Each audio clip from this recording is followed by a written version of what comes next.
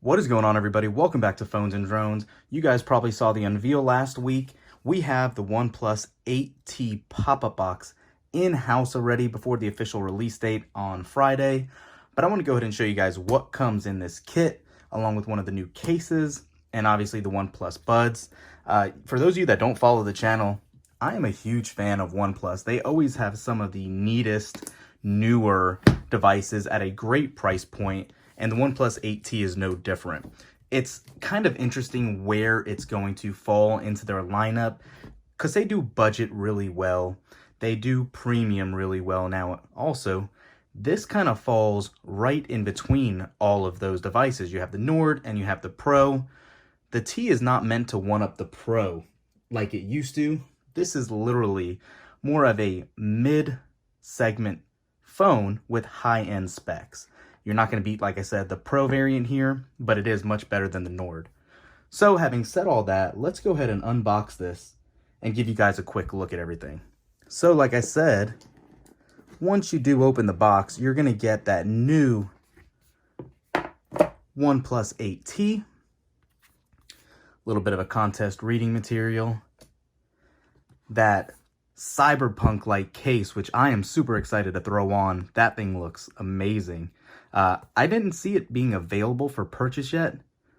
Cyborg Cyan, I like the name. However, it does come in this pop-up box. I'll throw up a link to the description down below. As time of this is being published, they were available. So we'll see going forward if it still is, but keep that in mind. You can get this kit online on OnePlus's website right now. Then you're going to have those OnePlus Buds in white. We actually did an unboxing on these already in an earlier video, but it's nice to always get another pair. They were really good headphones. Now, what you guys all came and are waiting to see, the OnePlus 8T. And here it is. Typical OnePlus packaging, nothing fancy, those elongated box with the model number on it. Let's go ahead and open it up.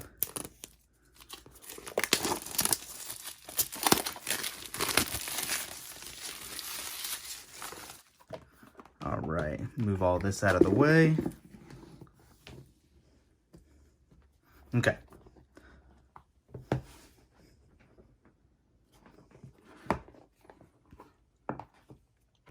Gonna be greeted by the reading material. First thing. Yep, got all your traditional books and stuff. Another invitation letter. We're just gonna pluck all this, throw it to the side, and get to the 8T itself. All right off the bat, I could tell you it feels really good in hand. It's actually lighter than I was anticipating. All right, so this color, I am a huge fan of it. I can tell you it's a lot more shiny than the 8 Pro series is. You can kind of see the reflection there on the blinds. It's not a matte feel. It does cover your fingerprints, it looks like, quite well, but just something to keep in mind. If you like those matte textures, this is not going to be one of those phones. So you do have that 6.55 full HD display. You are not getting that 2K resolution. Let's see if we got any battery on here. There we go. We'll let that get powered on. You're going to go ahead and also get the new Warp Charge 65 charger brick, as well as a little thicker charging cable that is now USB-C to USB-C. This brick is pretty massive, to be quite honest with you. Not game breaking, or a deal breaker, I should say, but keep that in mind. It's a hefty one for sure. So that is all that comes in the box. Back to the OnePlus 8T itself. Yeah, you got that 6.5-inch full HD display. You have a quad camera setup, and those cameras are going to give you a 48 megapixel f1.7 aperture wide angle, 16 megapixel f2.2 aperture ultra wide, 5 megapixel macro, and a 2 megapixel depth camera. So yeah, it's a true quad camera setup. However, definitely not what you might expect from it. One of the other awesome features out of the box is it is running Android 11 already. Tons of customized options over it with their new always on display finally, and a number of other options as well. That selfie camera up top is a single 16 megapixel f2.4 wide angle lens. You got your stereo setup. It's a great OnePlus device. On paper, I can't wait to really put it through the processes. You are getting that 128-inch or 120 hertz display. Don't forget about that. It's going to make everything smooth. I'm going to go ahead and get this all set up, and we'll do a quick run through when we get back. All right, so while that's going through the restore process, let me go ahead and give you a quick look at this really interesting looking case that we have here from OnePlus. Definitely like the new style immensely. These should be made available within the next couple of days on OnePlus's own website, but just keep that in mind. That is the only place I know of that you'll be able to find it. And here it is. It's actually a nice harder shell case than I was anticipating. It's a nice firm plastic material on the back. You have your softer edges around the rails. Let's go ahead and pop this in. And there you go. You almost have like a holographic 3D effect from this case. And this might be my favorite case of any manufacturer currently. Definitely a huge fan of this.